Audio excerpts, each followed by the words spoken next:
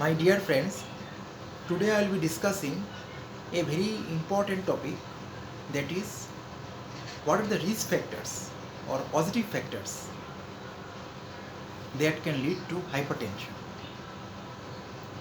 So, first of all, we should know what is hypertension. Hypertension means increase in the blood pressure. Now, what is blood pressure? It is the lateral pressure exerted by blood on the blood vessel while it is flowing through it. Again, I am telling, blood pressure is the lateral pressure exerted by the blood while flowing through it. It depends on many other factors. So, in simple physiologically, we should know it is given by a simple equation.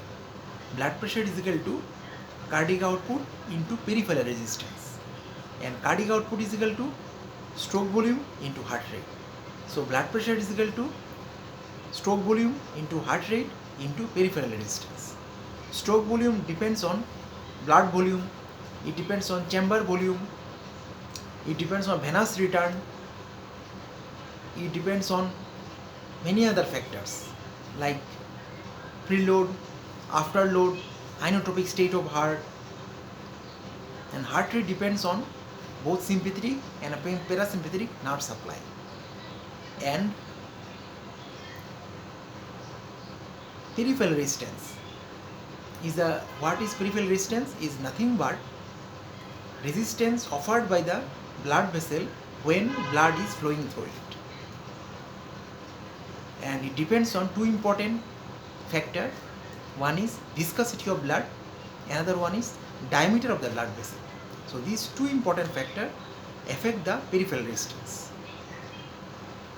and viscosity depends on presence of plasma proteins, fibrinogen concentration, number of RBC in the blood, all those factors. Now today we will try to know about the various risk factors and positive factors or etiology of hypertension. Now before that we should know what is the normal blood pressure. Normal blood pressure is 120 by 80. The 120, what is 120? We call it systolic blood pressure. So what is systolic blood pressure? Is the maximum blood pressure that can be recorded during systole of cardiac cycle. And what is the diastolic blood pressure? Is the minimum blood pressure that can be recorded during cardiac cycle, and that will happen during diastole. So normal blood pressure should be within 120 by 80. If it is beyond 120 by 80, then we call it elevated or stage 1 hypertension or stage 2 hypertension, depending on the situation. And for overall idea, when we according to some literature, we call it a full-fledged hypertension or complete hypertension when the blood pressure is more than 140 and 90. More than 140, that is systolic blood pressure is more than 140, and diastolic blood pressure is more than 90. We call it hypertension. But of course, there are other stages like elevated, then stage 1 hypertension, then stage 2 hypertension, then malignant hypertension. So there are many stages of hypertension. Now, what are the sign symptoms of hypertension? The sign symptoms of hypertension, it is not defined. Most of the patients with hypertension don't have any symptoms. So it is very rare to have sign symptoms in case of hypertensive subjects. So most common hypertension, if it is there, most common sign symptoms, if it is there, it is the headache, mostly at the posterior head or posterior surface of the head. So this is a headache at the posterior part of the head is the most common sign symptom. Besides, there may be visual problem, there may be vertigo, lightheadedness, and some vision problem. So these are the various sign symptoms of hypertension. Now we will discuss what are the various risk factors of hypertension. What is the importance of knowing the risk factors of hypertension? If you know the risk factors and positive factors or etiology of hypertension, we can prevent it if you cut down the risk factors, then you can really prevent the development of hypertension in the long run. Hypertension is a global burden. It's a silent killer because it can present in a particular subject without any sign symptoms, and it can cause harm to various organs if it remain in silent mode. That's why it is always advised to check blood pressure so that if it remain undetected, it can be treated in right time with various lifestyle modification, dietary therapy or medication, because hypertension may create many side effects or multiple systemic involvement and cause multi-organ disease. Just like heart attack, it can increase the risk of stroke, it increase the risk of kidney problems, it increase the risk of diabetic complications, then encephalopathy, hypertensive encephalopathy, retinopathy, so many things. So that's why importance of knowing the risk factors and etiology of hypertension is very much important. If you know this, we can really cut down the development of hypertension. So number one risk factor of hypertension is obesity or being overweight. Now what is obesity? Obesity means excessive accumulation of fat in the body, and to define obesity we always take BMI, body mass index, and body mass index or BMI, if it is more than 30, we call it obese. And obesity may be one of the important modifiable risk factors of hypertension. Obesity not only cause hypertension, it may lead to various other conditions like stroke, it may lead to sleep apnea, it may lead to kidney problem, and so many complications it leads. So we have to cut down obesity with regular exercise, weight loss programs, dietary therapy, and so on. Now how obesity causes hypertension is that obesity is associated with overeating, and mostly obesity is associated with excessive intake of fat substance also. So there is a risk of hypertension because of hypercholesterolemia, where cholesterol can deposit in the arteries leading to atherosclerosis. So in obese patient there is a chance of high cholesterol level in their blood which may deposit for when they remain persistent for longer time, it may deposit in the lumen of the vessels, lead to atherosclerosis, and because of atherosclerosis there is a peripheral resistance will increase, which ultimately increase the blood pressure. So that's why obesity should not be taken very lightly. At the same time, obesity also creates a pressure on the heart, because heart has to pump blood against a wide surface area and wide mass of the body. That's why heart has to work harder, and because of this the heart may gradually become weak, and which leads to hypertension in future. That's why obesity is one of the modifiable risk factor which may lead to hypertension in future. Next important factor is increased salt intake through diet. Now dietary salt intake is one of the important risk factor of developing hypertension in future. There are two types of hypertension, one is salt sensitive and salt insensitive. Now most of the hypertension may be salt sensitive, and in those subjects who take excessive salt or sodium chloride in their diet, they may increase the risk of developing hypertension in future. So sodium is present in many as raw salt. It is also present in various chips, fried substance, then preservatives, in canned foods.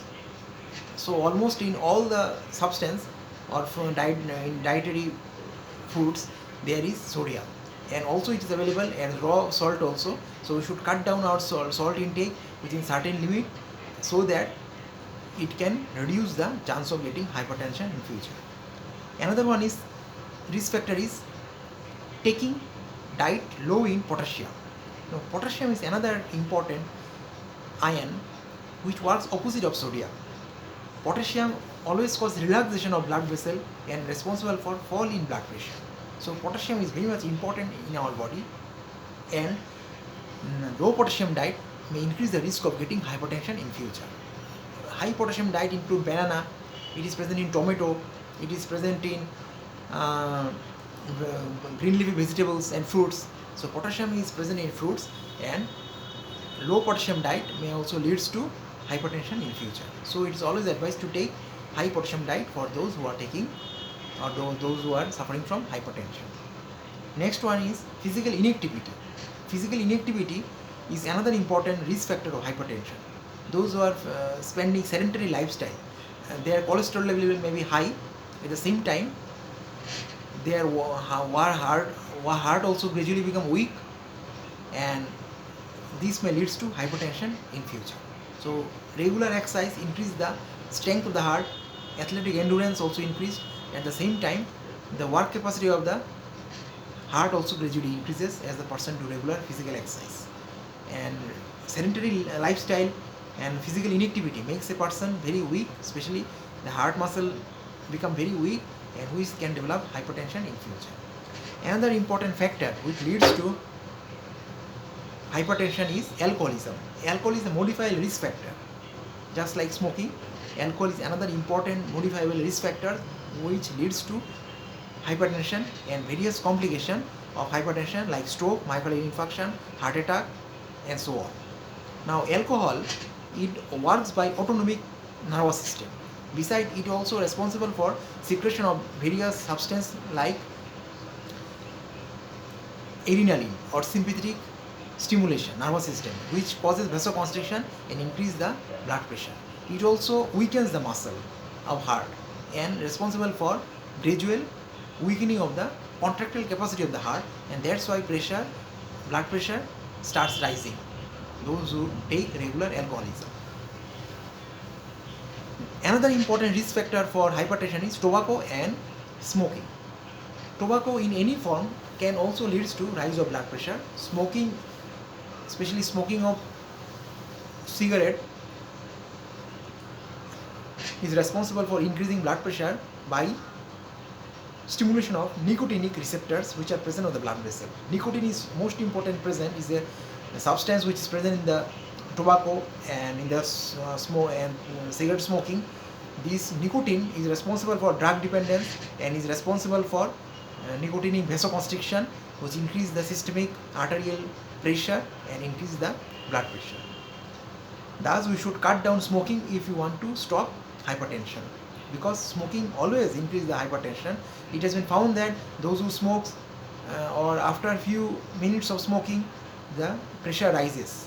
So there is always some temporary rise of blood pressure, and for those subjects or those individuals who take chronic smoker or chronic or large number of cigarettes per day, they are highly prone to develop hypertension in future. Another important risk factor is OCP, oral contraceptive pill.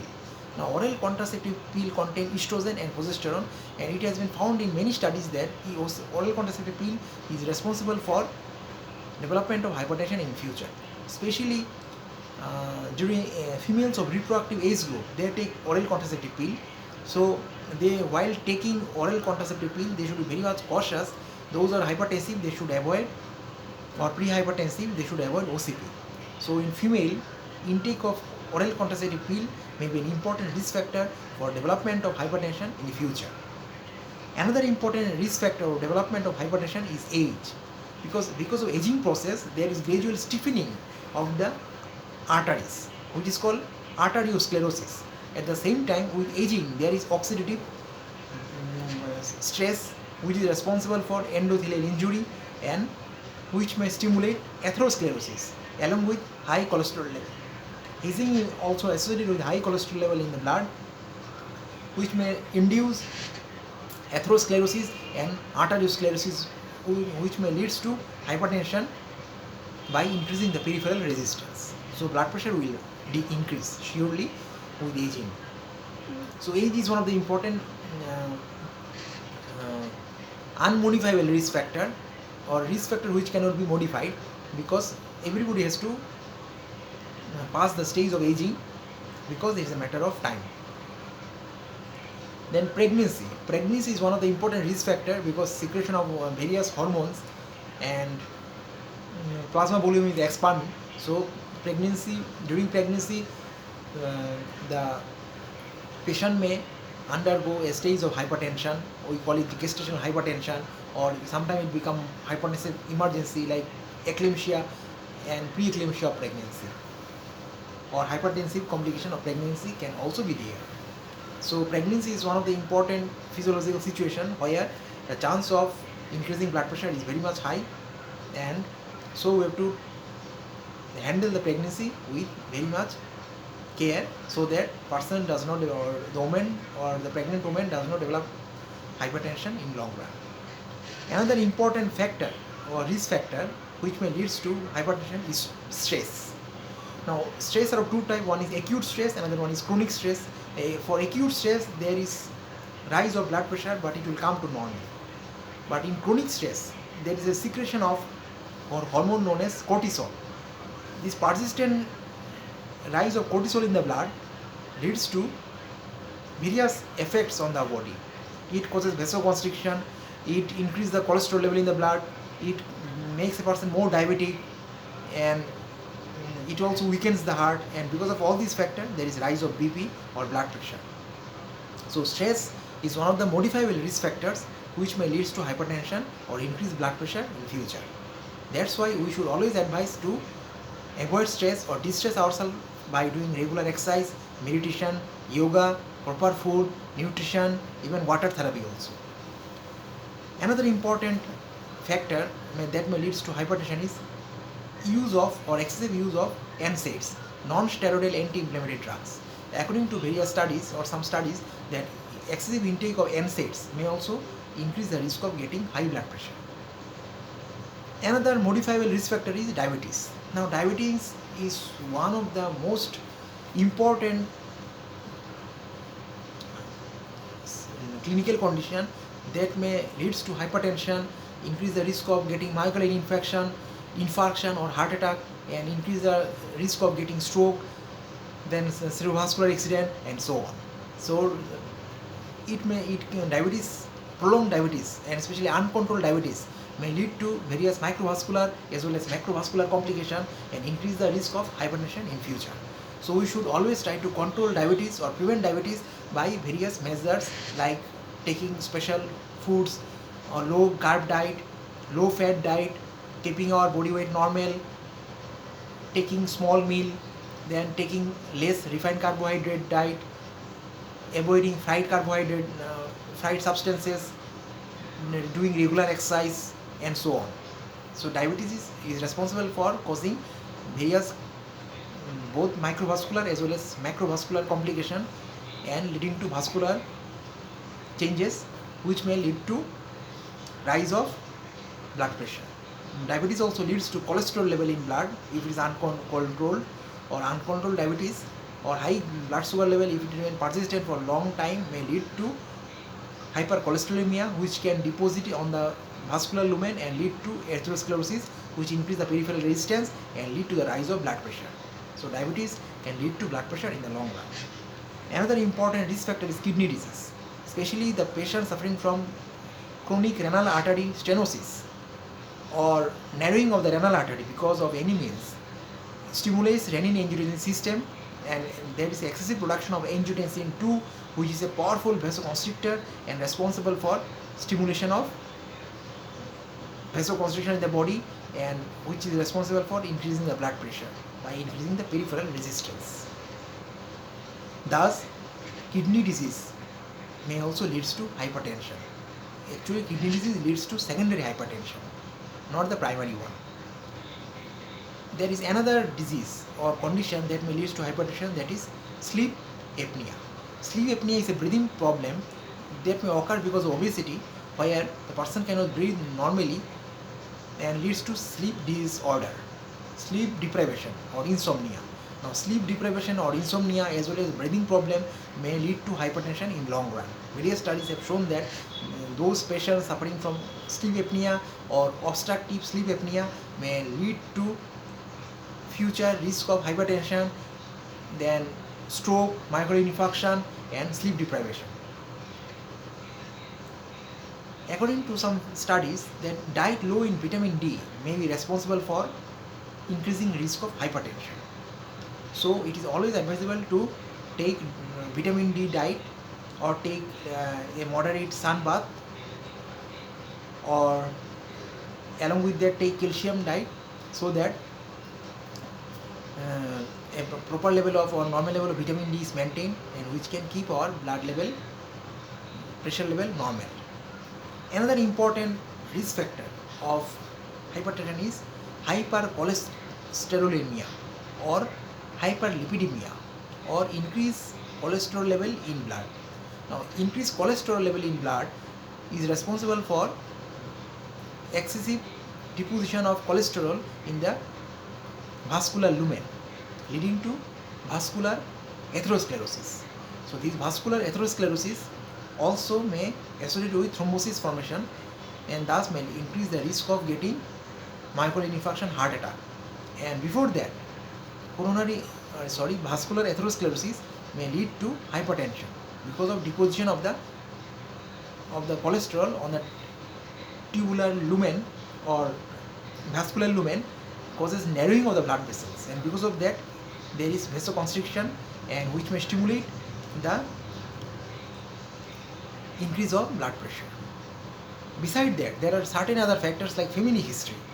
It has been found that those patients whose parents or father, mother or other relatives are suffering from hypertension, they may have a risk of getting hypertension or suffering from high blood pressure in future. So family history also plays here an important role in development of hypertension. Another important risk factor is gender. It has been found that male are more prone to develop hypertension and rather than women. Women actually, they got safety from estrogen because during their reproductive health, in spite of spending sedentary lifestyle, they gain weight, but their pressure remain more or less safe, and heart is protected during the reproductive period. But for men, if they spend very sedentary life, their blood pressure and cardiovascular system will change because they are not protected during the reproductive period. So what I mean to say is that male are more prone to develop hypertension in future. Another important risk factor is adrenal disorders. Adrenal gland is a gland also known as suprarenal gland, which is present on the top of the each kidney. So there are two adrenal glands present on the top of each kidney, and if you take the cross section, it has cortex and medulla. Adrenal cortex secrete hormones like sex steroid, mineralocorticoid, glucocorticoid, and out of them aldosterone is very much important. Now, aldosterone secretion is responsible for sodium and water retention, and sodium and water retention is responsible for gradual rising of blood pressure. Now, in cases of adrenal tumors which secrete a huge amount of glucocorticoid, it leads to, or mineralocorticoid, it leads to excessive reabsorption of sodium and water, and that's why blood pressure will rise, and ultimately the patient may present with hypertension.